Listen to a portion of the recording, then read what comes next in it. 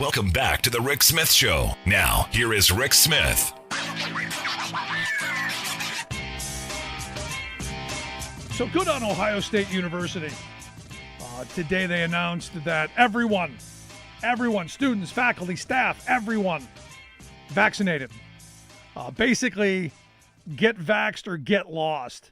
And look, I think we're going to have to get to this point. As loud as obnoxious the anti-vaxxers and the right-wing crazies are, the Abbotts and the DeSantises of the world, as loud as they are, I think it's time for the sane side to go, sit down and shut up. Now that Ohio State's done this, I got to wonder how Ohio Congressman Warren Davidson's taking this. Because you may remember, Warren had his bill to ban the vaccine passports.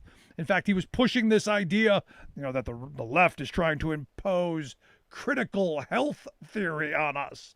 See what he did there? See?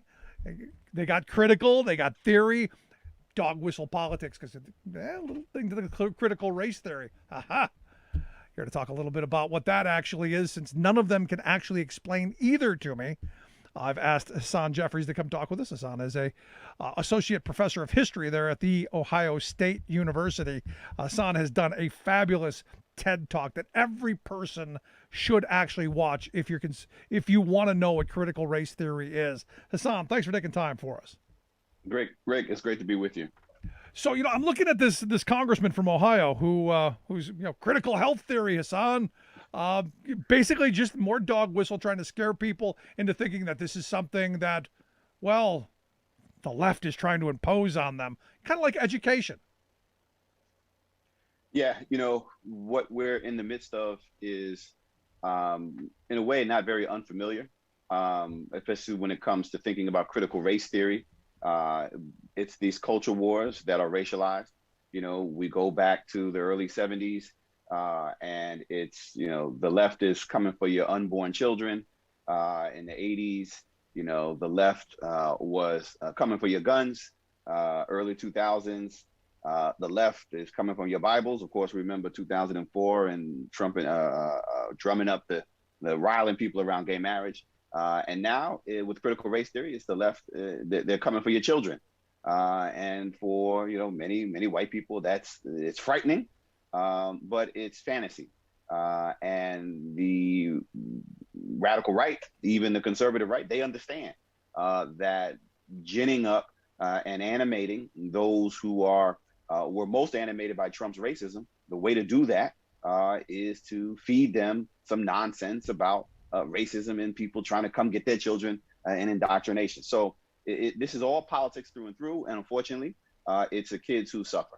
And it's fear. I mean, fear is the one thing that sells the best. If you can scare people, like you said, they're coming for your children. They're taking your country away. They're rewriting your history that, to be honest, was, sugar coated at best. And I think in your TED Talk, you went through some of this stuff, which I think is important. Look, I'm a big fan of actual history. Tell me the truth. I don't want fantasy. I want the truth. And our kids want the same thing. I teach them at Ohio State, as you mentioned. And when my students, who are mostly white, coming from all parts of Ohio and really all over the United States, they come in. And when we talk about the unvarnished truth, and they are like, wait a minute, how come nobody told me this before? Right? They don't run in a corner and like, no, I don't want to hear this. Right? This is exactly what they want to hear. And as educators, really, we're creating good citizens when we talk about the past honestly. It's not easy. You're right. This is not the Disney version of history where everything is nice and neat and the enemies are easily identified and the like. No. This is just the way things were. And a lot of times it makes us uncomfortable, but that's fine. You learn from discomfort. We have to lean into our discomfort. It's the only way that we can move forward. No, you're absolutely right. Back in 2015, our program did a civil rights tour. We're a labor-based program, and I wanted to look at labor's participation in the civil rights movement. And it all came out of, one of those conversations you have with your kids when they come home from school. And my oldest daughter had come home from school, and I said, what'd you learn today? And she goes, well, we learned about Rosa Parks. And I go, well, what'd you learn? She was tired. She sat on the bus and she was tired. And I'm going, there's a lot more to this. So out of this idea was, we're gonna go and we're gonna investigate history. We're gonna go to the places where this stuff happened, and what I found, honestly, is all of the horrible things that we've done to people of color, there are now museums for. It is Yeah. now turned into kind of a capitalist dream to where, hey, we did some really horrible things to people. Let's have a museum and cash in. Yeah, yeah. Historical tourism is a thriving industry, and some states have done it better than others, right? I mean, Alabama and Mississippi have really leaned into it. And everything has a positive and a negative. It's important that we shine a light on this history, so not just so that we don't forget it, but that so we don't continue doing the same things that led to sort of inequality in the past. And so it's important to have that. But you're right, we don't want to reduce it to Walt Disney. We want to take it seriously. So that we can learn from those lessons, and again, not continue to do those things. So, it's we want to have a museum about the institution of slavery and the transatlantic slave trade and the Black freedom struggle and to lynching, and so that we don't forget it, so that we can understand what exactly happened. But we don't want to leave it in the hands of sort of state legislators who are like, hey, this is the good way to turn a quick buck. No, and the reason I bring this up is, there was a moment during one of the museum tours that we got to take in Birmingham, Alabama, right across from the 16th Street Baptist Church where the bombing happened, is the International Civil Rights Museum, and it's one of the best one out there.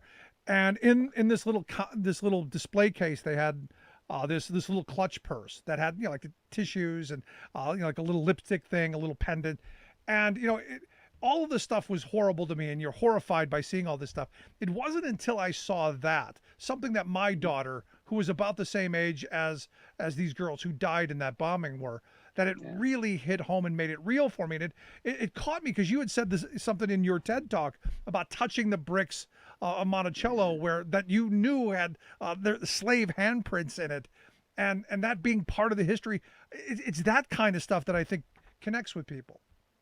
It's the power of place. We can talk about this history, we can read about it, we can watch documentary films about it, and can learn a lot in those ways.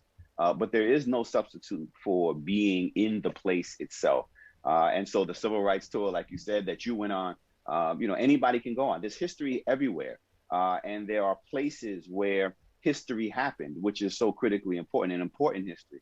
And sometimes it's the simplest things that allow us to have that human connection that we so often lack when it comes to trying to connect, trying to empathize, not with those in power and those with prestige, but those who are marginalized, those who have been oppressed. We teach our children, for example, when we think about teaching slavery, we teach our children to empathize with enslavers, George Washington, Thomas Jefferson. We celebrate those folk who were enslavers, founders, of course, but enslavers as well. We teach our children to empathize with enslavers and not with the enslaved.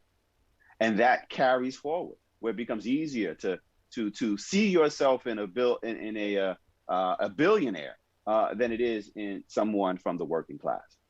No, that is quite remarkable. And these last couple of years to me have been very, very hard to deal with that. That there are people who think that the former guy has their interests at heart, when the reality is there's a long history of not.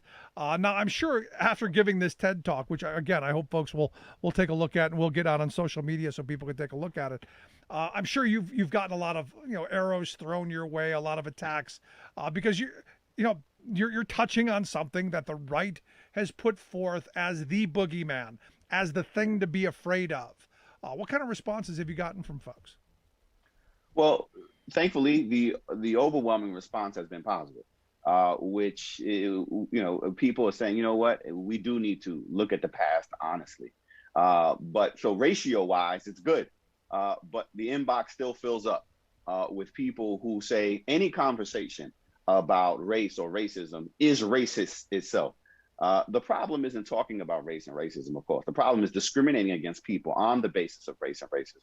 And, with the TED Talk, in which I say we have to confront the most difficult aspects of our past, I mean, it just is a reminder when I get those responses, when the email fills up and the voicemail fills up, that, you know what, it doesn't really matter what we say. There are those who are committed to making sure that we are divided along these issues of race. And that, and because talking about it should not be a problem. That's about understanding. But so sometimes Rick, I get this question a lot. Well, if people would just understand what critical race theory was, for example, it's just saying you got to take race and racism seriously when it comes to understanding the past and the present. If they would just take the time to understand it, then it shouldn't be a problem. And I was like, yeah, in theory, but they don't want to. That's the whole point, right? They don't want to. Yeah. It's politics and power, and they use that as a wedge to drive between everyday working class folks. And race has been one of those things from the almost the founding of this country that we've been pitted against each other on. I mean, as a labor person, I understand full well how race has gone about making both white and black workers poorer at every turn. How during the Coal Wars they brought in convicts from Tennessee to break strikes. We know this is our history, yet I'm still confused on why we can't say this is our history. Yeah, when we look back at it, and it predates. I mean, this is where that whole 1619 thing people get all upset about, right? I mean, it's just saying, look, this is when we literally began slavery in the colonies and what will become the United States. So it predates the founding. I mean, but racism in particular is the most powerful political organizing tool that we have in America. It has always been, because it does that very thing. It is used as a justification for the exploitation of large groups. It's been African Americans, Japanese Americans, Latinos, it doesn't matter. But it's also used to separate, to divide. Nobody benefits when you take one group of workers and then put them in a category that then lowers the wage floor. And so we know that, and we see it time and time again. The question then becomes, why do people lean into it? Why do people buy into it? And that's where you get into that dangerous conversation that really unnerves a lot of people on the right, and that is sort of this notion of white privilege, right? I mean, it's not that. There is this very thing called white privilege, but it's not called white guarantee. Not everybody is guaranteed. No white folk are guaranteed to be successful in America solely because they're white. They just have the privilege of not having to deal with certain obstacles put in front of them because they are black and brown. And as soon as we understood that, as soon as we can wrap our minds around that, I think we'll all be in a better place. That, we're better off through solidarity than through division. I'm right there with you. Now, here's my problem. I have so many people who have read the Glenn Beck books on history, the Bill O'Reilly books on history. Glenn Beck's, in his book, The Horse, was talking to George Washington, which is weird to me. But it comes down to, now, whose history are we going to talk about? You, as a history professor, at some point, do you have to look at the sources that are out there saying that none of this stuff happened? I had someone tell me the other day, masks, making them wear a mask was just like the Holocaust, and I'm going, I think we're missing the actual history that you're citing. Yeah, no, you're right. I mean, as a trained historian, as a professional historian, we are committed to facts, right? And facts are not disputed, or shouldn't be disputed in certain I mean, interpretation, yes, but certain things are clear. And how do we know these sources, right? I mean, it's not just what somebody assumes happened in the past. It's what happened in the past that we can document.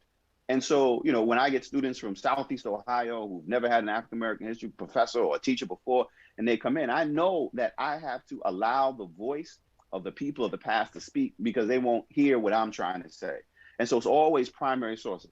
You want to know about the founders, all you got to do is, and the racism of the founders, all you got to do is read what they talked about, read what they wrote. Thomas Jefferson would never be quiet, right? He's always talking about these pseudo-scientific rationalizations for slavery. And, I wasn't talking about all people when I was talking about all men are created equal. You don't have to take my word for it. We look at the sources. We want to know about the primary cause of the Civil War and why, and we know that it was the institution of slavery. Just look at what those folk who succeeded said.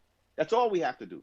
And so yes, we shouldn't be arguing over things that didn't happen when we know what happened, because the source trail is there. Yeah, no, ultimately, I think this is kind of my last line of questioning. Ultimately, the responsibility for educating our children falls on we, the parents. And one of the things that we've tried to do is expose our kids to different things. I mean, we had the opportunity, thanks to I do this, to go to many of these museums and see a lot of the things and the horrible things that were done, from Tuskegee to to Emmett Till, to all of these different things and this horrible stuff. What should parents do? Because I think most people that I talk to, most parents, They want their kids to get a full, well-rounded education. They wanted them to be able to critically think and to assess what our history is. What advice do you give them? I say take your time to do some learning yourself, right? I mean, we all come through the same education system. And when it comes to questions of race in American society and racism in American society and U.S. history, it's really unlike any other subject. You go into a math class, there's not much unlearning that you have to do. But when you're talking about American history, there's a lot of unlearning that we all have to do before we can get down to the serious business of learning. And so I would lean into it with your kids and say, look, there's stuff I don't know that we have to figure out, that I didn't learn in the classroom, things that I used to call and names I used to use that I since learned are inappropriate. So let's learn together. Because in the end, what history is really all about, particularly the instruction of it, is yes, it's trying to get kids and young people and us to understand the past so that we can make sense of the present, because you can't understand the present unless you understand how we got here. But that's not the end. The end goal is the handoff, right? I mean, this football season is about to begin. We have to hand off this country, the world in which we live, to young people. And we have to prepare them as well to be able to answer, to solve the problems that we haven't solved, to resolve the mess that we're leaving them. And the only way that we can adequately prepare them, Rick, to do that is if they understand the present. You can't understand the present without understanding the past. And that's our charge, to prepare our children to inherit the world that we are leaving them. And to prepare them to do that, we got to talk honestly about the past. And the hard part is, as you've said, you're going to have to go and evaluate the things that you learned. And I got to tell you, I was extremely fortunate that I had a number of very good history teachers over the years, where a lot of things that we've talked about and that have come up, we actually examined.